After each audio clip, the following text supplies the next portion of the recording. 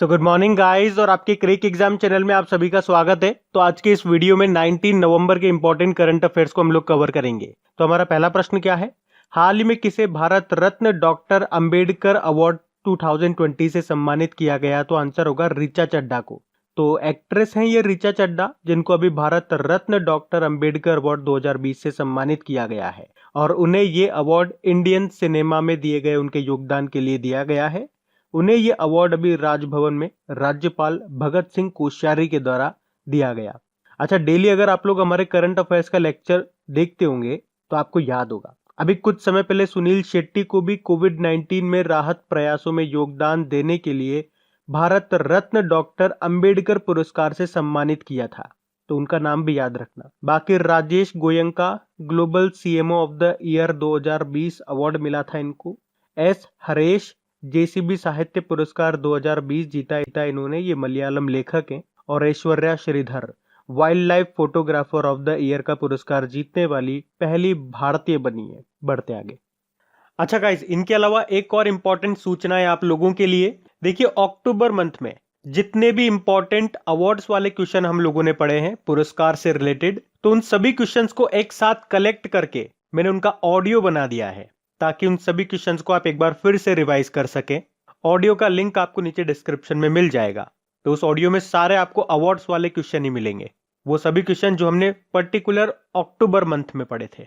तो आप इसे एक तरह से टॉपिक वाइज करंट अफेयर्स कह सकते हो, और वो भी पर्टिकुलर मंथ का, अक्टूबर मंथ का। तो आप वो जरूर सुनिएगा और बताइएगा कि आपको कैसा लगा। और खबरी पे अगर आपने मुझे अभी तक फॉलो नहीं किया है तो फॉलो कर लीजिएगा और पास में बेल आइकन जो आता है उस पर प्रेस करके ऑन कर लीजिएगा, ताकि जब भी इस तरह के इंपॉर्टेंट ऑडियोज अपलोड होंगे उसका नोटिफिकेशन सबसे पहले आपको मिल सके। चलिए अभी बढ़ते हैं आगे। फिर है, हाल ही में बुरुंडी में भारत के अगले राजदूत के रूप में किसे नियुक्त किया गया? तो आंसर होगा अजय कुमार को। तो अभी अजय कुमार को बुरुंडी में भारत का अगला राजदूत नियुक्त किया गया है। वैसे ये वर्तमान में अभी युगांडा में भारतीय उच्चायुक्त हैं, हाई कमिश्नर हैं। बाकी डॉक्टर नीना मल्होत्रा अभी ये सैन मेरिना में भारतीय राजदूत बनी थी। सुशील कुमार सिंह सोलोमन द्वीप में भारतीय राजदूत बने थे और मनोज कुमार इंडोनेशिया में भारतीय राजदूत बने थे। तो इस प्रश्न से आपको अजय कुमार का नाम याद रखना है। बाकी बुरुंडी की अगर बात करेंगे तो ये ईस्ट अफ्रीकन कंट्री है। आप मैप में देखिए, ये रहा बुरुंडी। कैपिटल गिटेगा है और करेंसी है बुरुंडियन फ्रैंक। बढ़ते आगे। फिर है, हाल ही में किस राज्य में एशिया की पहली सौर ऊर्जा सक्षम टेक्सटाइल मिल का उद्घाटन किया गया? तो आंसर होगा महाराष्ट्र में।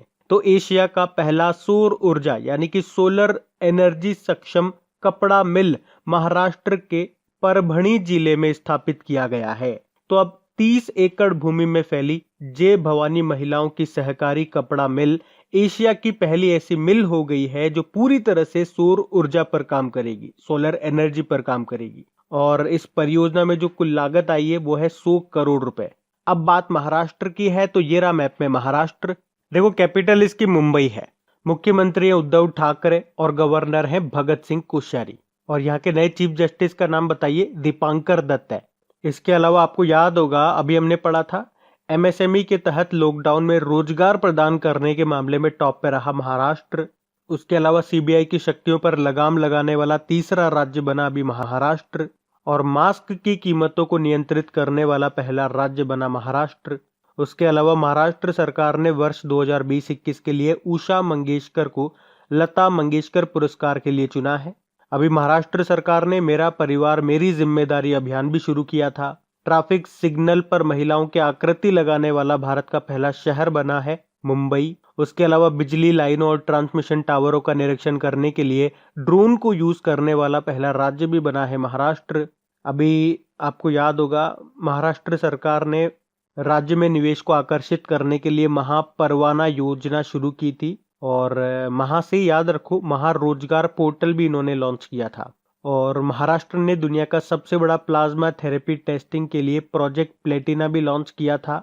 महाराष्ट्र ने अपने पर्यावरण मंत्रालय का नाम भी बदल करके क्या कर लिया? पर्यावरण व जलवायु परिवर्तन विभाग। अच्छा देखो, एक याद रखना पॉइंट, महाराष्ट्र आपको मिलेगी लोनार झील, और ये अभी 2 कारणों से न्यूज में थी। कुछ समय पहले हमने पढ़ा था कि इसका पानी लाल हो गया था, तब ये न्यूज में बनी हुई थी। उसके अलावा कल परसों ही हमने पढ़ा है लोनार झील को, महाराष्ट्र की लोनार झील को, और उत्तर प्रदेश के आगरा में जो सुर सरोवर है जिसे केतम झील भी कहते हैं, इन दोनों को रामसर स्थलों की सूची में शामिल किया गया है। तो ये पॉइंट पे याद रखना। बढ़ते हैं आगे। फिर है हाल ही में राष्ट्रीय मिर्गी दिवस कब मनाया गया? तो आंसर होगा 17 नवंबर को। तो भारत में हर साल 17 नवंबर को मिर्गी के बारे में जागरूकता पैदा करने के लिए ये राष्ट्रीय मिर्गी दिवस के रूप में मनाया जाता है। और आपको बता दूं, नवंबर का पूरा महीना राष्ट्रीय मिर्गी जागरूकता माह के रूप में मनाया जाता है। अब 17 नवंबर से एक और डे बताऊंगा मैं आपको, international students day.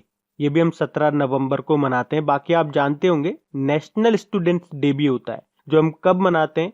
APJ Abdul Kalam जी के जन्मदिन को, यानी 15 अक्टूबर को। अच्छा, ये तो बात हो गई 17 नवंबर की। 18 नवंबर को हर साल भारत में नेचुरोपैथी डे के रूप में मनाया जाता है, और ये इस बार इसका तीसरा एडिशन था, तो ये भी याद रखना। अब इंपॉर्टेंट डे वाला क्वेश्चन है, तो नवंबर में कौन कौन से इंपॉर्टेंट डे मनाए हमने, चलिए देखते हैं। 1 नवंबर को विश्व वेगन दिवस मनाया था हमने। 5 नवंबर को विश्व सुनामी जागरूकता दिवस मनाया। 7 नवंबर को राष्ट्रीय कैंसर जागरूकता दिवस के रूप में मनाया। 8 नवंबर को वर्ल्ड रेडियोग्राफी डे मनाया। 10 नवंबर को वर्ल्ड साइंस डे मनाया।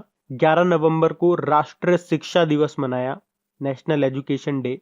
और इंटरनेशनल एजुकेशन डे कब मनाते हैं? 24 जनवरी को। 12 नवंबर को वर्ल्ड निमोनिया डे मनाया, और 12 नवंबर को ही लोक सेवा प्रसारण दिवस के रूप में भी मनाते हैं। 13 नवंबर को वर्ल्ड काइंडनेस डे, विश्व दयालुता दिवस के रूप में मनाया। और 13 नवंबर को ही राष्ट्रीय आयुर्वेद दिवस भी इस बार हमने मनाया, जो कि धनतेरस के दिन होता है। फिर 14 नवंबर को वर्ल्ड डायबिटीज डे मनाया, ये याद रखना, ये इंपॉर्टेंट है।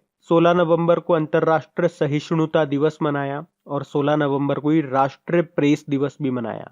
और अभी 17 नवंबर को एक तो राष्ट्रीय मिर्गी दिवस और इंटरनेशनल स्टूडेंट्स डे के रूप में मनाया। तो ये डेज भी आपको याद रखने हैं। और कल मैंने अक्टूबर के जितने भी इंपॉर्टेंट डेज थे उनका वीडियो अपलोड कर दिया, अगर वो अभी तक आपने नहीं देखा तो वो देख लीजिएगा। और उसका ऑडियो मैं ऑलरेडी पहले अपलोड कर चुका हूं, तो वो तो आपने सुन ही लिया होगा। अभी हम बढ़ते हैं आगे। फिर है हाल ही में इक्विटास स्मॉल फाइनेंस बैंक ने किसे अपना ब्रांड एम्बेसडर बनाया है? तो आंसर होगा स्मृति मंदाना को। तो अब इक्विटास स्मॉल फाइनेंस बैंक ने महिलाओं को ध्यान में रखते हुए एक नया प्रोडक्ट जिसका नाम है ईवा, इसको लॉन्च किया है।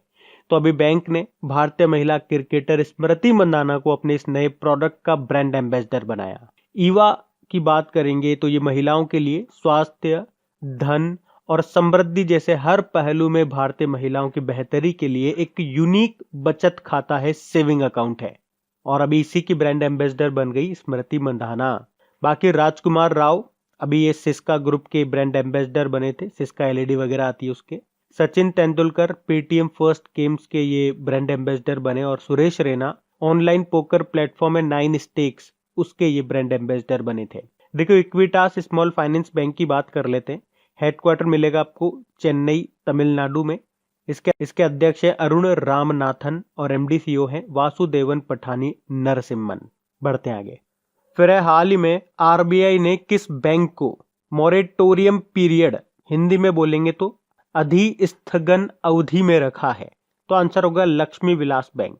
देखो, बेसिकली मोरेटोरियम पीरियड उस टाइम को कहा जाता है जिस समय के लिए आपको लिए गए लोन पर ईएमआई का भुगतान नहीं करना पड़ता। बेसिकली इसका बेसिक मतलब तो ये होता है। तो अभी आरबीआई ने ऋणदाताओं की वित्तीय स्थिति में आई गंभीर गिरावट के कारण लक्ष्मी विलास बैंक को 1 महीने के लिए मोरेटोरियम के अंतर्गत रखने का आदेश जारी कर दिया।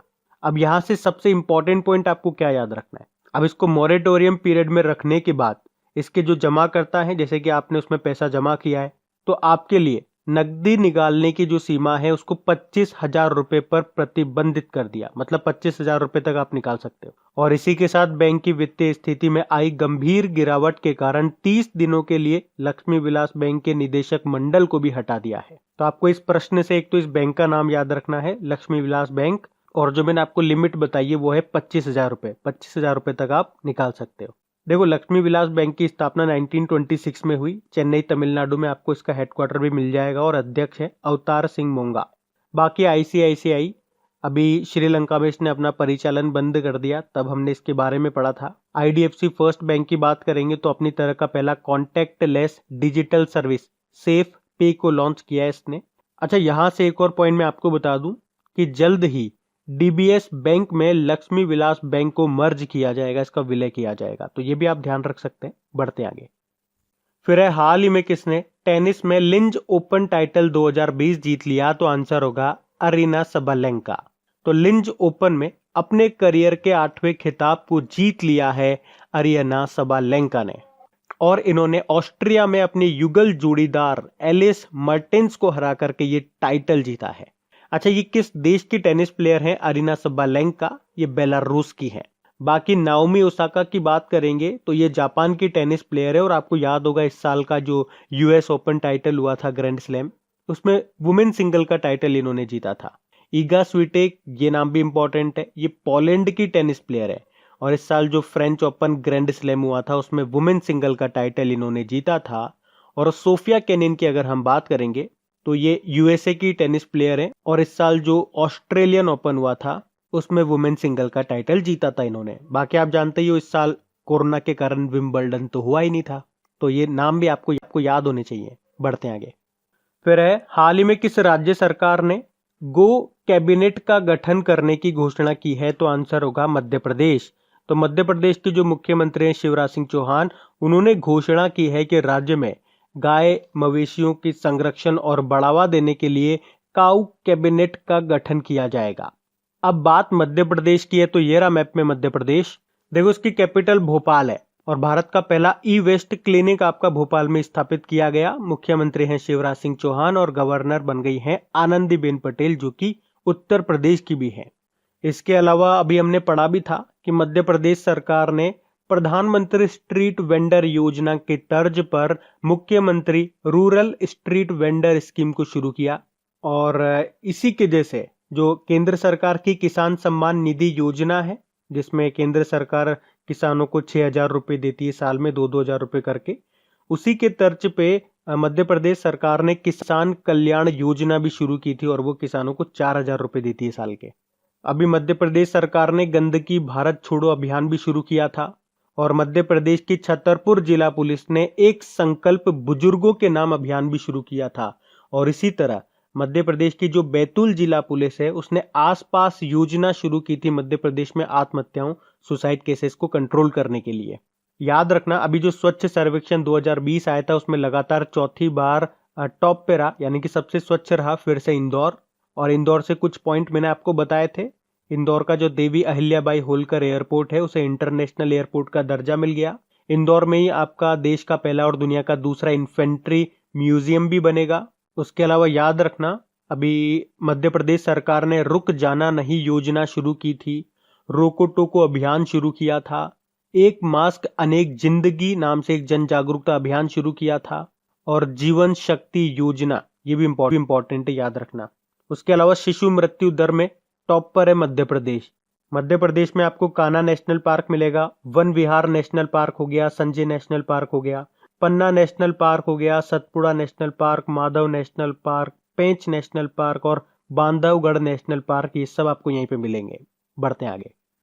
फिर है हाल ही में मिस्र और किस देश के बीच में नील ईगल वन नाम का एक अभ्यास आयोजित किया जा रहा है? तो आंसर होगा सूडान। तो मिस्र मतलब इजिप्ट। तो इजिप्ट और सूडान के बीच में ये नील ईगल वन नाम का एक अभ्यास है, जो कि 14 नवंबर को शुरू हुआ, और ये अब 26 नवंबर तक चलेगा। कहाँ पे चल रहा है? सूडान में। अच्छा, एक्सरसाइज वाला प्रश्न है तो एक पॉइंट बता दूं मैं अभी आपको। अभी 17 नवंबर को मालाबार नौसैनिक अभ्यास का दूसरा चरण शुरू हो चुका है। कहाँ पे? उत्तरी अरब सागर में, जो कि 17 तारीख को शुरू हुआ और अब 20 नवंबर तक चलेगा। ये दूसरा चरण है। पहला चरण आपको पता है ना, अभी नवंबर के स्टार्टिंग में हुआ था, 3 नवंबर से 6 नवंबर तक। कहाँ पे हुआ था? बंगाल की खाड़ी में। और अब दूसरा शुरू हो गया, 17 से 20 नवंबर तक चलेगा उत्तरी अरब सागर में। मालाबार नौसैनिक अभ्यास। कौन कौन से देश पार्टिसिपेट कर रहे हैं? भारत, जापान, यूएसए और ऑस्ट्रेलिया फर्स्ट टाइम इसमें पार्टिसिपेट कर रहा है, तो ये याद रखना। बढ़ते आगे। फिर है हाल ही में किस राज्य की पूर्व राज्यपाल मृदुला सिन्हा का निधन हो गया? तो आंसर होगा गोवा। तो गोवा की पूर्व राज्यपाल रही और वरिष्ठ बीजेपी नेता मृदुला सिन्हा का अभी 77 वर्ष की उम्र में निधन हो गया है। अच्छा, ऑब्ituary वाला क्वेश्चन है तो एक और पॉइंट मैं आपको बताऊं, एक और नाम। तो अभी एक फिजिसिस्ट यानी कि भौतिक विज्ञानी जिनका नाम है मासाओशी कोशिबा, इनका भी निधन हो गया और इन्हें कॉस्मिक न्यूट्रिनोज का पता लगाने के लिए सन 2002 में फिजिक्स का नोबेल पुरस्कार भी मिला था। तो उनका नाम भी आप ध्यान रख सकते हैं, मासाओशी कोशिबा। बढ़ते आगे। फिर है, हाल ही में किस राज्य के सामाजिक न्याय और अधिकारिता मंत्री भंवरलाल मेघवाल का निधन हो गया? तो आंसर होगा राजस्थान। तो राजस्थान के सामाजिक न्याय और अधिकारिता मंत्री भंवरलाल मेघवाल का भी निधन हो गया है। उन्होंने विधायक के रूप में 5 बार राज्य के चूरू जिले के सुजानगढ़ विधानसभा क्षेत्र का प्रतिनिधित्व किया।